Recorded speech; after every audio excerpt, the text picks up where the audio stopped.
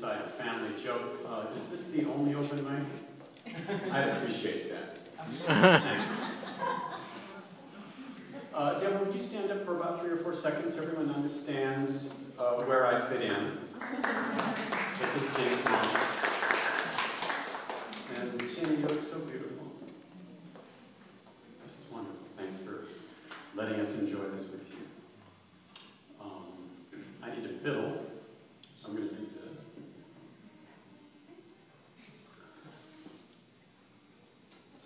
I've enjoyed looking around the room and looking at faces of family and friends and children and strangers. If you're a stranger to me, I've been looking at your face, and what has struck me about your face is just how much love there is in the room.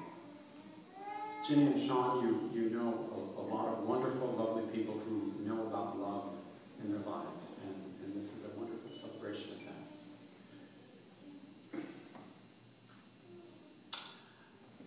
Very briefly, I'd like to share with you how all this began from my narrow, patriarchal perspective. It was sometime in 1980. I don't remember exactly what month it was. Have we all seen the movie Juno? Okay. If you haven't seen the movie Juno, just ask someone else later. But there's a scene in Juno where at the opening where the girl goes into a bathroom and does what about half of you in the room have done at one time or another in your lives. And at a certain point in our life, Deborah did that. Okay? I'll spare the details because I really do want to get through this without getting hurt. But the outcome of that little exercise in the washroom was no surprise to me, none whatsoever. I don't remember how many days before it was, maybe 3 days or 5 days or 1 day or the night before. We don't remember, but sufficiently before that day, I had what I'll call a earthquake dream. I have a few earthquake dreams that just turn your world upside down. And on that particular evening, I woke up in the middle of the night with a profound sense that the bed that I shared with my bride of 10 months, more or less, we were not alone. It was just a very profound sense that it was a very, well, it's not a menage. No, there were 3 of us in the bed.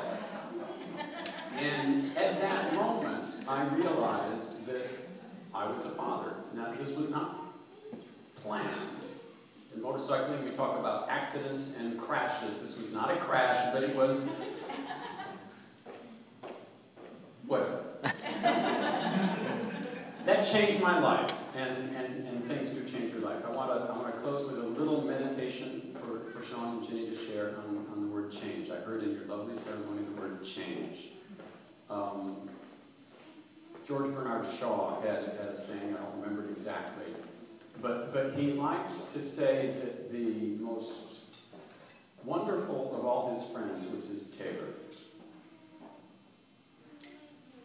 Almost anybody else he knew, when he met that person, the person assumed that Mr. Shaw was the same as he had been the previous time. But whenever he went to meet his tailor took his measurements all over again.